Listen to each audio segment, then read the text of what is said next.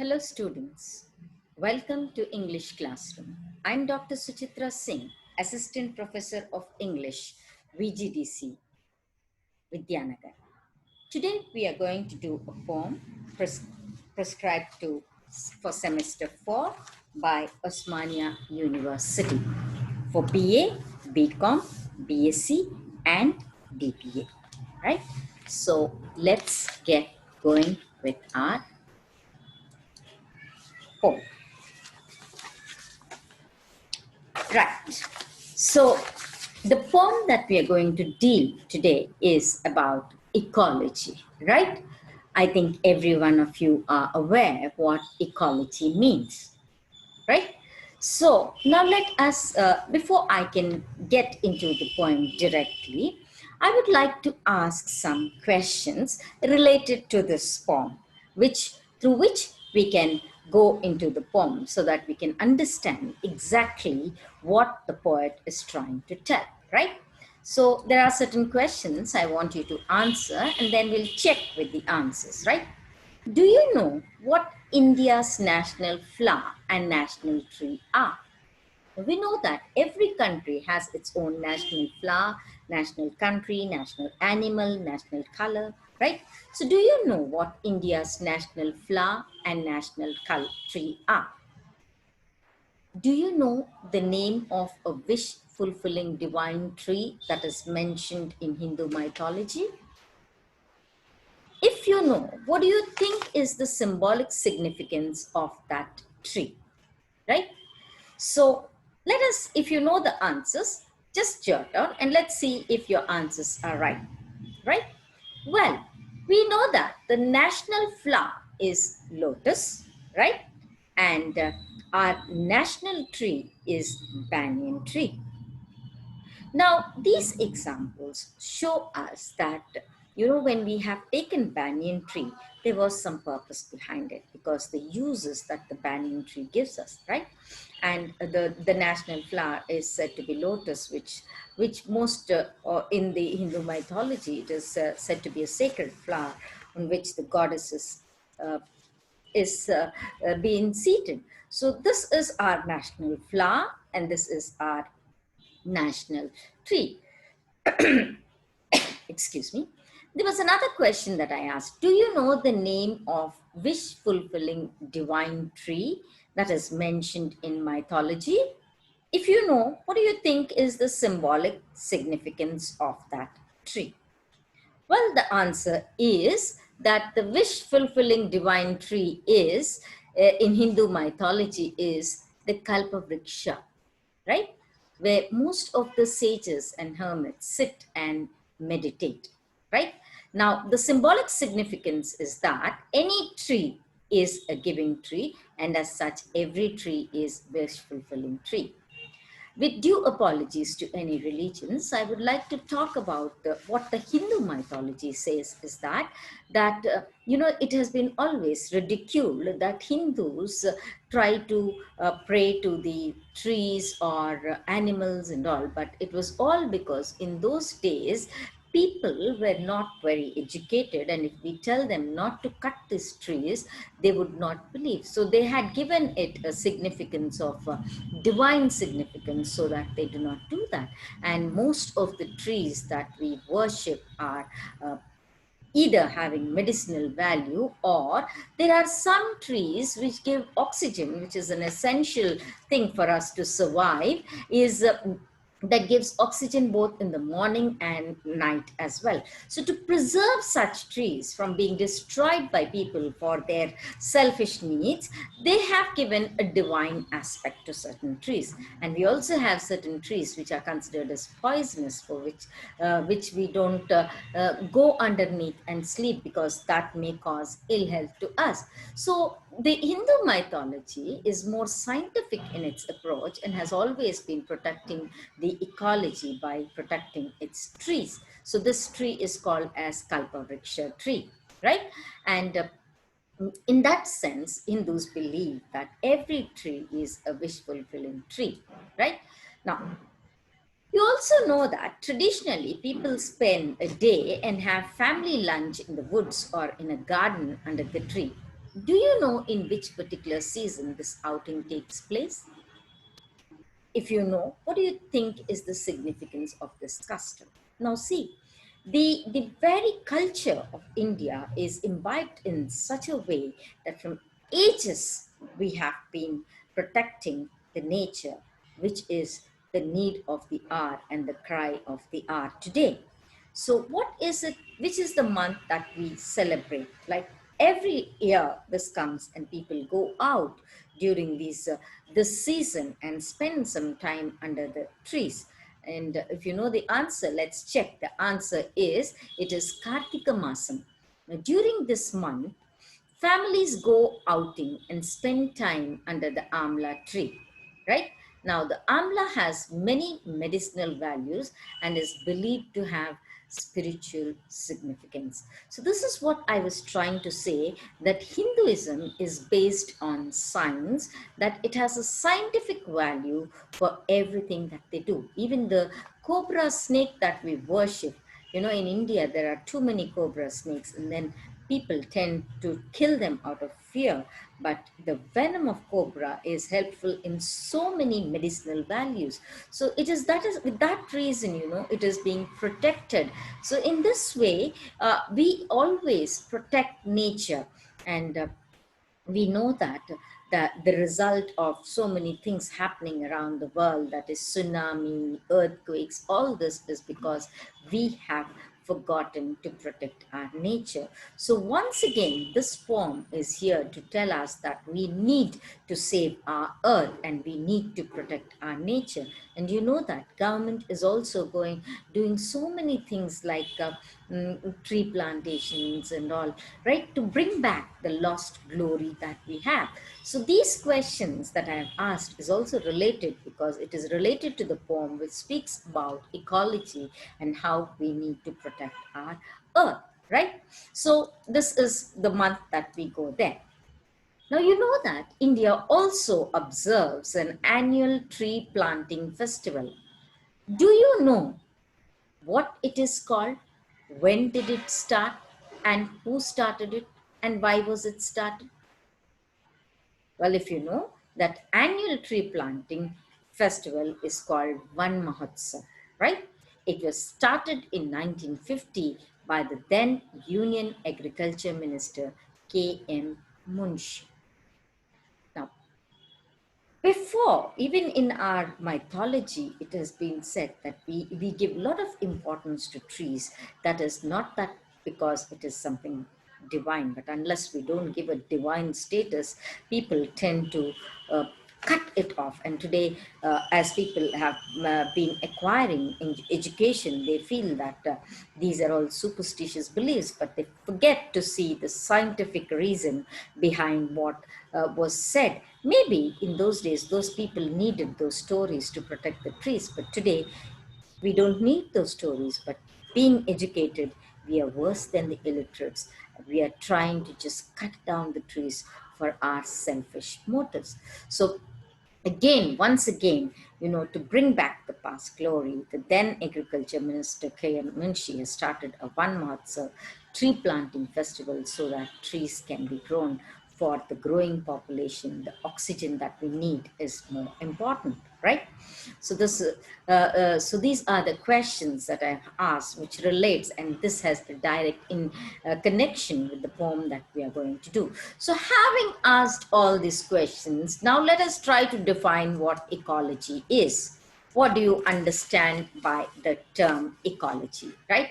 Ecology is nothing but it is the relationship between the plant kingdom and the animal kingdom and their associations with the surroundings, that is nature, right?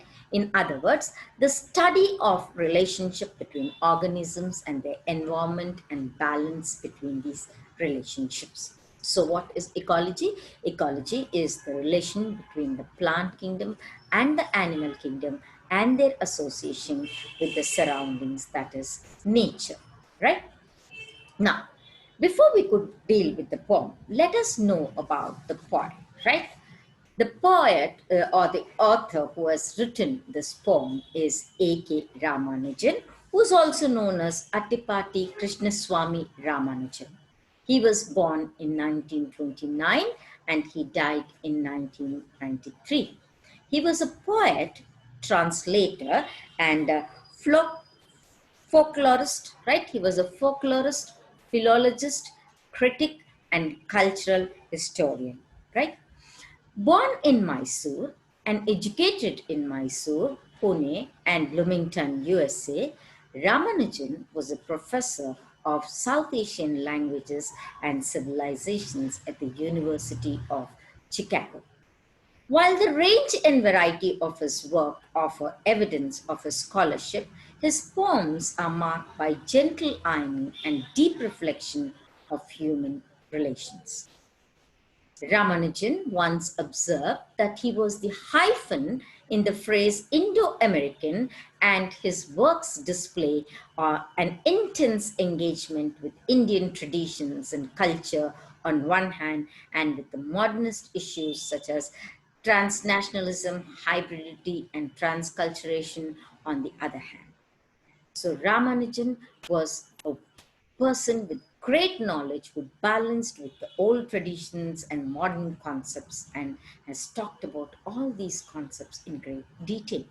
He was also awarded Padma Shri in 1976 and the Sahitya Akademi Award posthumously in 1999, right?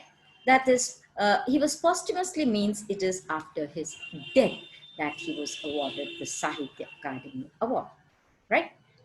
Now, what we are going, so we're going to deal with the poem and about ecology. It is, the poem is a characteristic Ramanujan poem because he was always fond of writing on nature, on traditions and values that we have.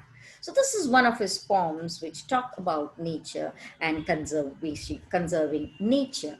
So it straddles both tradition and modernity, and the speaker's attitude reflects an innate empathy with tradition and an ironic self-distancing of modernity, right? So beautifully he tries to talk about two people who look at things in a different way. The poem progresses on the basis of a series of contrasts.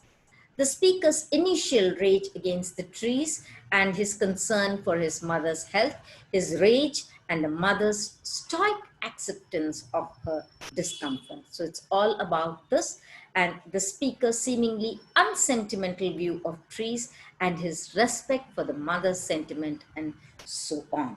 So this is about the poem. And moreover, in the poem, the poet is trying to talk about the association of trees with family and familial experiences, gives a profound insight into the Indian approach towards ecology.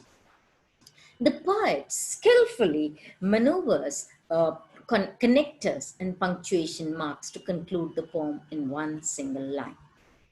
The poem highlights the inextricable relationship between human beings and nature and conveys the need for protecting our environment, right? It's not our, it is our environment. So now I'm going to read out the poem for you and just listen to the poem and try to think what the poet is trying to tell, right? So I'll go a bit slow so that you can understand. Ecology, A.K. Ramanujan. The day after the first rain, for years I would come home in a rage, for I could see from a mile away our three red champak trees had done it again, had burst into flowers and given mother her first blinding migraine of the season. With their street-long heavy hung, yellow pollen fog of fragrance no wind could sip. No doors could shut out from our black-pillared house, whose walls had years and ice. Scales, smells, bone creaks, nightly visiting voices, and vaporous like us. Yellow pollen fog of a fragrance no wind could sift. No doors could shut out from our black-pillared house, whose walls had years and ice. Scales, smells, bone creaks, nightly visiting voices, and vaporous like us. But mother, flashing her temper like her mother's twisted silver grandchildren's knickers, wet as the cold pack on her head, would not let us cut down a fallen tree. Almost as old as she needed, she said, by a passing bird's providential droppings. To give her gods and her daughters and daughters' daughters basketful of annual flowers, and for one line of cousins, a doe of my grains in season. So it's a very beautiful poem which talks about the conflict between the son and the mother with regard to nature. Let's try to understand this poem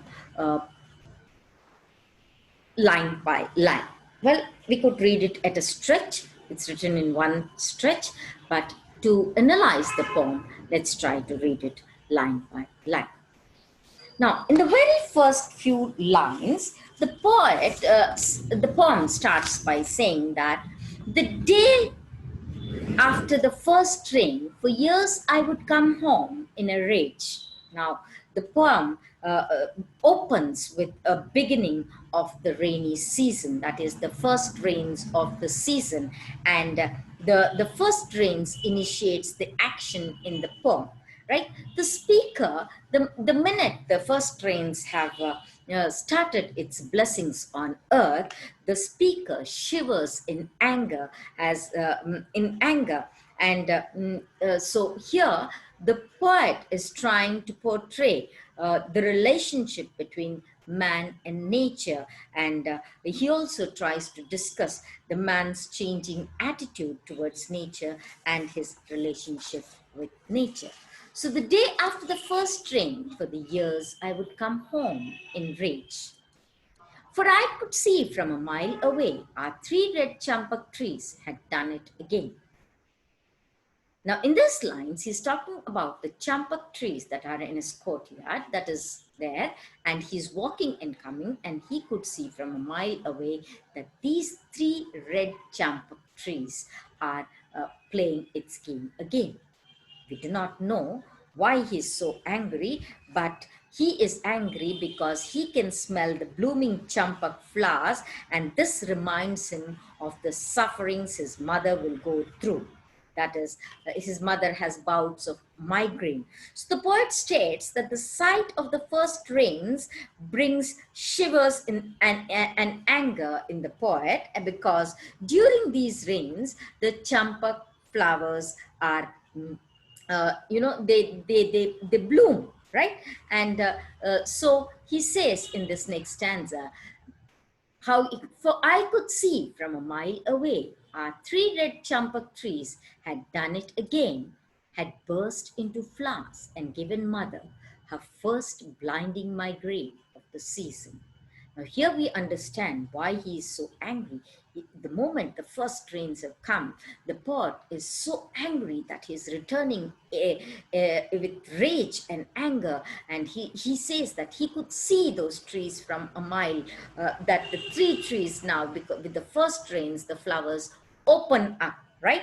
Right, and that is what brings anger in him, because the champak flowers bloom, and then they release the yellow pollen grains in the air, and these pollen grains, it affects certain people. It causes asthma, it causes allergy, or it causes migraine. And so these pollen grains causes migraine to his mother. So he imagines that his mother might be experiencing a bout of migraine, and that angers him very much. And these lines also project the love that a son has towards his mother, right? So had burst into flowers and given mother her first blinding migraine of the season, with their street long, heavy, hung yellow pollen fog of a fragrance no wind could strip. So the poet states that the sight of the first rains brings shivers and anger into the poet, because during this season the champak flowers bloom, which then release yellow pollen grains in the air. And in the next line, the poet talks about his mother suffering from blinding migraine as the champak flower blooms to release pollen grains. Now here in these lines, he's trying to say, according to the poet, the pollen grains spread like clouds throughout the streets, or in other words, throughout the air, and that the pollen grains remain suspended. Look in the picture, it remains suspended in the air, and they thus do not allow the wind to get pure. So it pollutes the whole air over there. It remains filled with fragrance, and the fragrance is heavy and suffocating as the yellow pollen spreads everywhere. So he's trying to describe how the champak flowers open up and how the pollen grains spread out into the air, causing discomfort to people who come to some of the people who cannot agree with this pollen grain. And then he tries to say, no door could shut out from a black pillared house whose walls had ears and eyes. Now, in this lines, the poet is personifying the house to a human being, and he says, "No, it's an ancient setting. His house is in a rural setting, an ancient house made out of big wooden doors." But he says, "No door could shut out from a black-pillared house whose walls and ears and whose walls had ears and eyes." So through those openings, they enter in. Scales, smells, bone creaks, nightly visiting voices, and were porous like us. Now, in these lines, the poet says that no door can shut out or prevent the pollen from entering into their black pillared house. Here, the poet says that no door can shut down, that is, prevent the pollen grain from entering their house. According to the poet, his house, he has personified it into a human being, and he says it has walls, had eyes, ears, right, scales, smells, bone creaks, nightly visiting voice, and were porous like human. These walls and the doors act like human, and they were creaking as the pollen grain was entering in. They were trying to stop it, but no doors could stop as the wind pushes the pollen grains into the house, and then it reaches it reaches his mother's uh, nose, and then she has her own problem. So the walls of the house are able to absorb almost everything, the sounds, the sight, the human voice, etc., right? And the loving son is so furious that he wants to cut down those trees, because these trees are causing discomfort to his mother.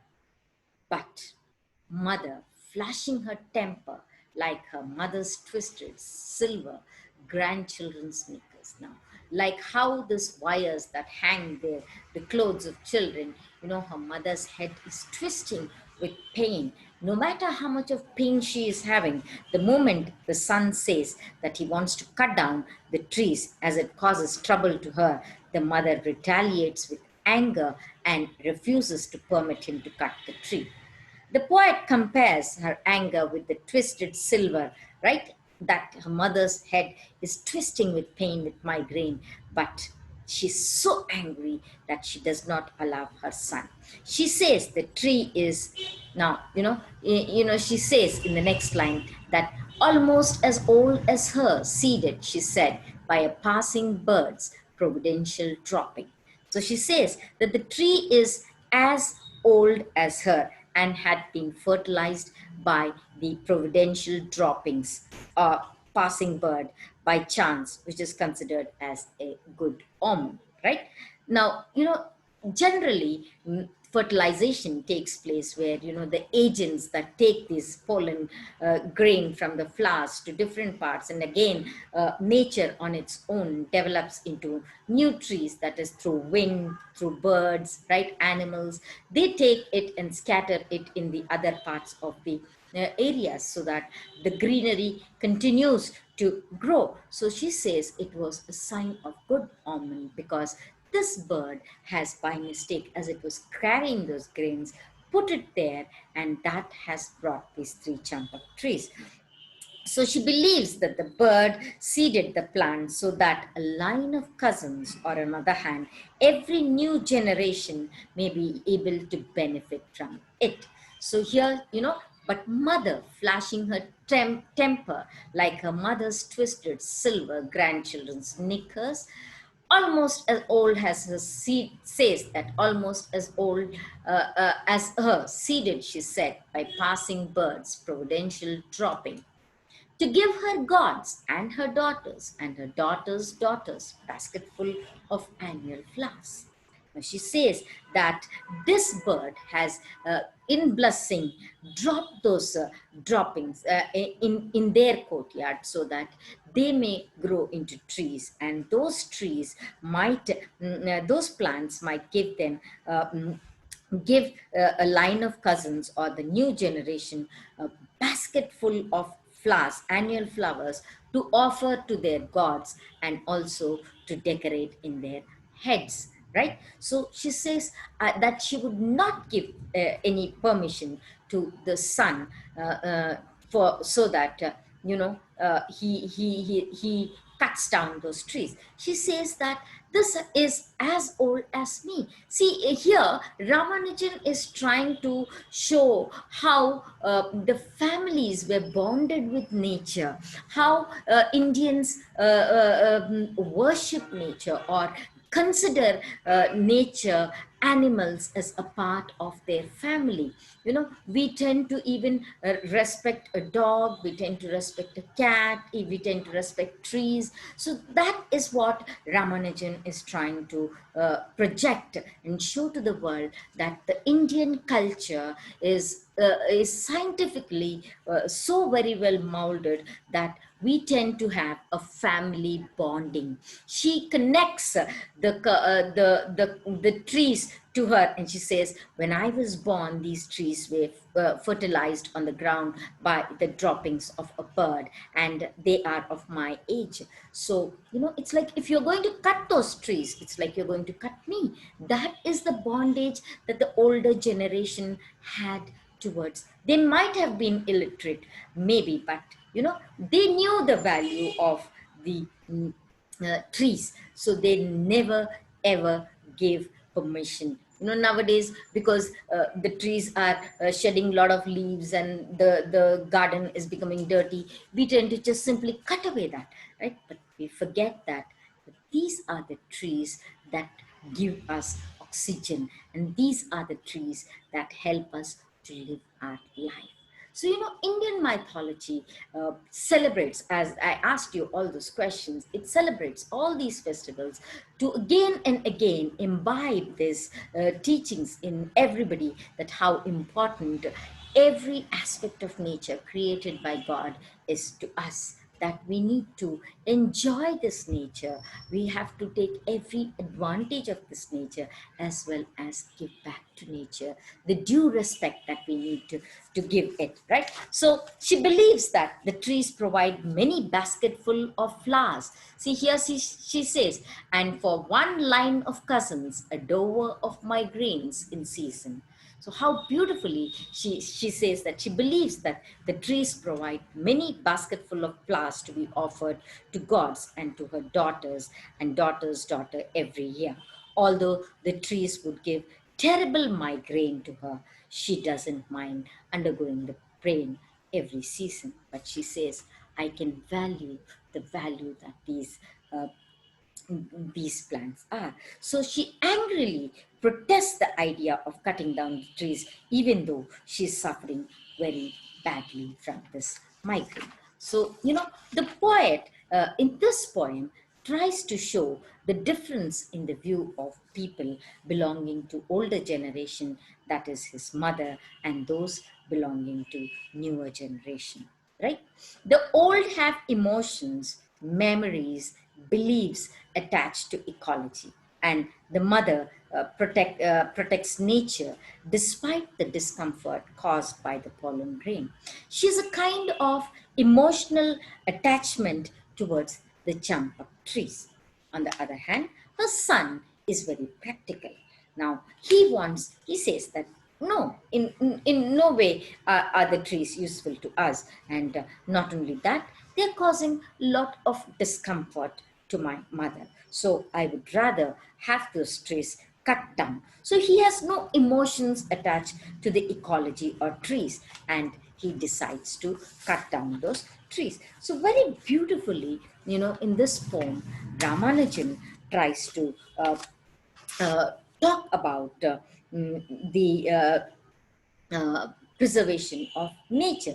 So A.K. Ramanujan is regarded as one of the most gifted poet, and he was a versatile genius. And his works are remarkable for their artistic supremacy and thematic nobility. So even this poem has a beautiful theme that it is trying to give it to us, where the poet is trying to through the mother, trying to show us the value of nature, right? So the poem opens with a beginning of a rainy season. Generally, we all enjoy the first rains, but the poet does not enjoy the first rain. Now, this is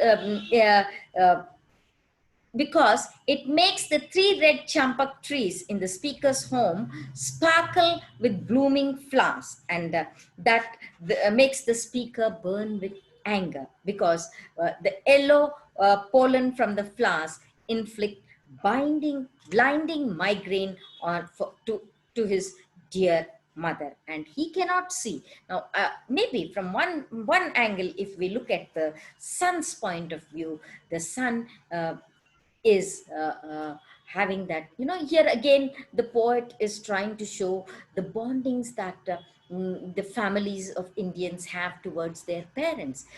They would rather want to cut down the tree rather than seeing his mother suffering with pain. So here the poet is also trying to show the love and affection a son has towards his mother, and how much he is concerned about her health. So, unable to see his mother suffer from severe headache, the speaker thought many a time of cutting those trees. But mother, the actual victim, who was undergoing, who had excruciating pain whenever she was attacked with this migraine, did not allow her son. She always stopped her son from resorting to any harmful act to those God sent trees. She believes that this tree was a product of the droppings that was dropped by a bird accidentally as it was flying over their house, and she says it was a good omen and it was a blessing that God has given to them. And then she associates that the tree was of her age, because it was when she was born that the tree started growing, and she and the tree grew together. And she considered not the tree as a tree, but as a part of her family, as a part, like a sibling. She treated her tree, and that is what she says, that it is of my age, so we both grew together. And so she would not want the son to cut down the tree. So actually the mother, is always, but the mother, actually victim, always stopped her son from resorting to any harmful act to those God sent trees. She always claimed that those trees were as old as herself. She added that a passing bird seeded those trees by divine design. They felt that it was God's given gift. And how can we destroy a God's given gift? We never planted it. It was accidentally the droppings were dropped, and it was God's destined intention that the seeds had to be there in their garden, and that it had to bloom into those flowers. And so she says that it is a divine design. Moreover, no one should ever cut a flowering tree. she used to declare. Now, see, what they say is that it has a deep meaning in it. Trees are those that give us oxygen. Oxygen is the life of our livelihood. How can we cut down those trees that give us life? So she says, never we should cut down anything that is giving us something. So ever cut a flowering tree, she used to declare. The tree went on giving basketful of flowers every year for prayers to God and to her daughters and their daughters. So the speaker, the mother, is sentimentally attached to these trees. So she says that whereas the son, who is modern in his ideas, who is educated, actually, there is a saying that people who are more educated should have more awareness about with regard to nature. But it's such an irony that people who are educated behave like uneducateds, and people who are uneducated behave more logical. They're more logical towards nature than educated people. So the speaker has no sentiments towards the trees, but one thing is definitely the positive side is that he respects his mother's sentiment, right? So that it is like, there is a debate between the father and the son, and in that debate, the ecology wins and has its final say, because it is what the mother says is respected, and the trees are saved from being cut. Now, can you relate this poem to another poem written by an English writer? Well, I remember in my school days, I was taught this poem, The Night of the Scorpion, written by Nizam Ezekiel. There is some similarity between these two poems, and the similarity is that this poem is also written on a rainy day. It was heavily pouring, and the small village was having its mm, nature's heavy downpour of rain, which was raining day in and day out. And when it rains, all the animals tend to try to come out of their grooves, and it so happened that the mother was working, and a scorpion that has come out has bitten her. And the scorpion is also very poisonous. And but the villagers lived with this nature. They knew they would have all their remedies for the snake bite, or for the bite of scorpion and all. And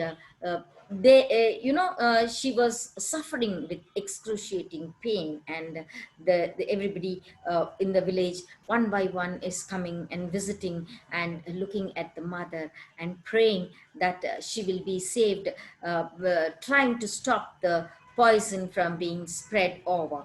And because these villagers, they always believed that it is all nature, and that they have to live with nature, and they were trying to medicate her and all. And after some time, in the end, after many hours of undergoing the pain, the mother is finally out of danger. And then she tries to say, uh, thank God nature has spared my children, and it has chosen me. Now, the similarity about these two poems that I could see is that in both the poems, the narrator's mother suffers severe pain, right? One because of the scorpion bite, and the other because of the pollen that induces migraine. And ironically enough, rain plays a role in their pain.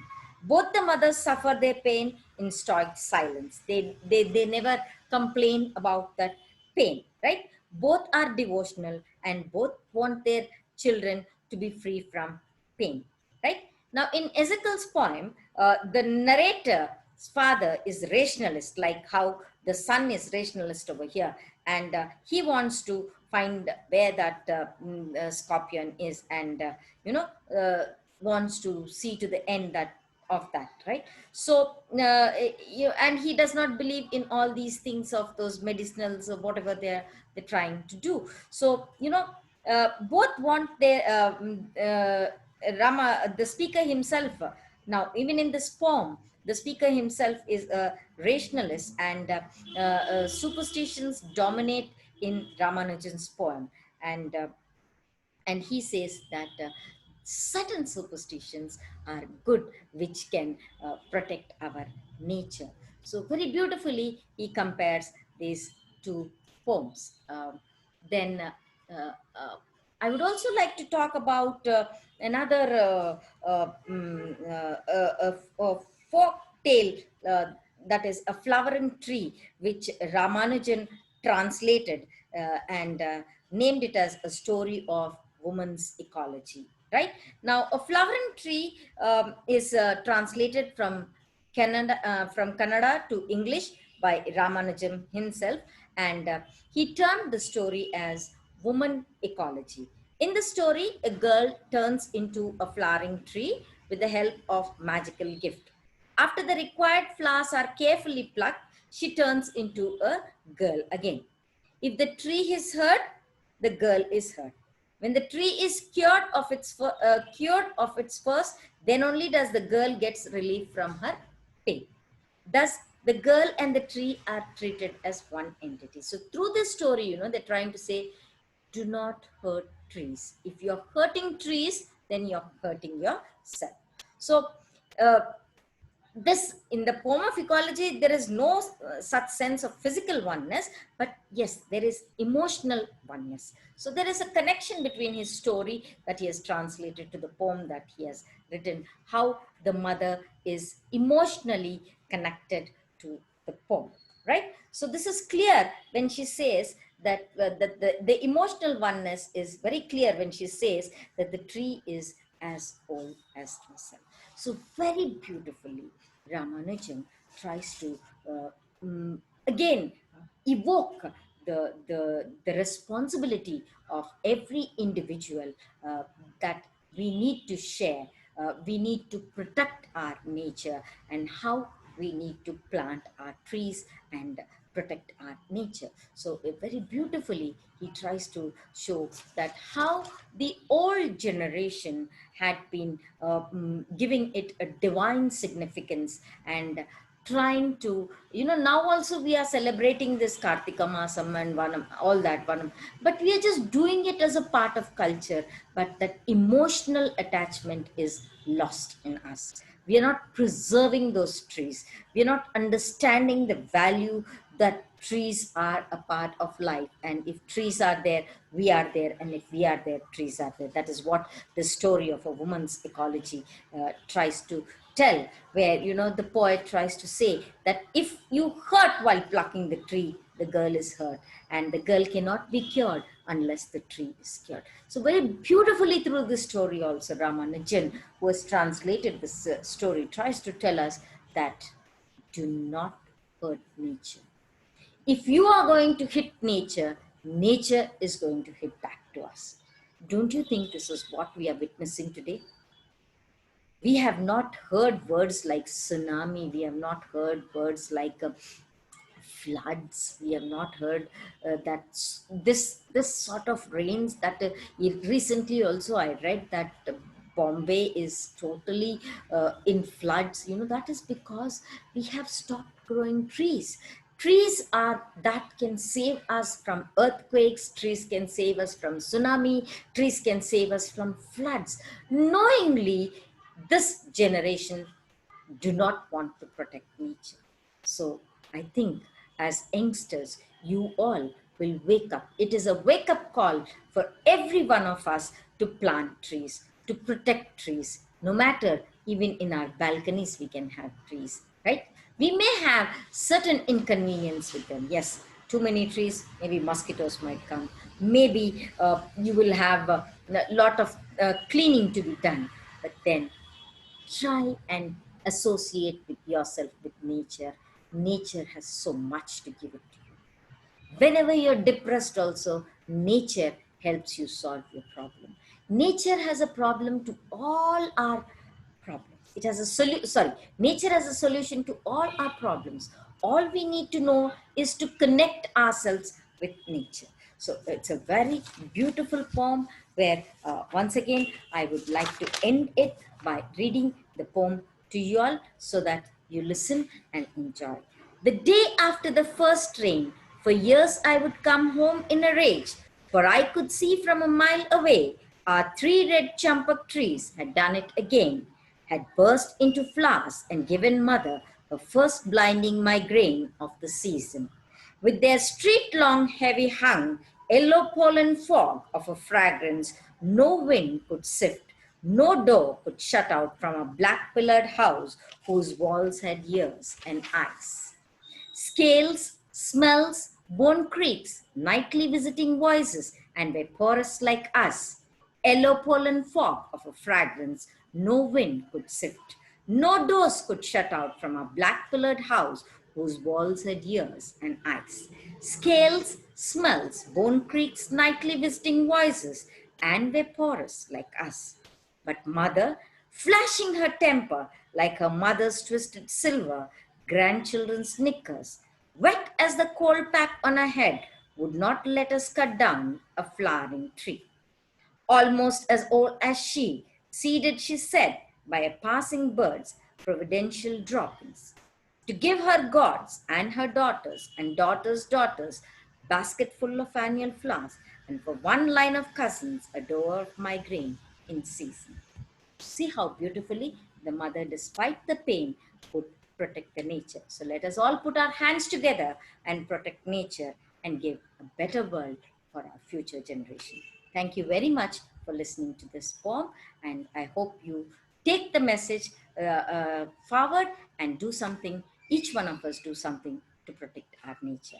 So stay safe, stay home, stay safe, use your mask, try to refrain from going out. If at all you have to go out, maintain your distance. Thank you so much.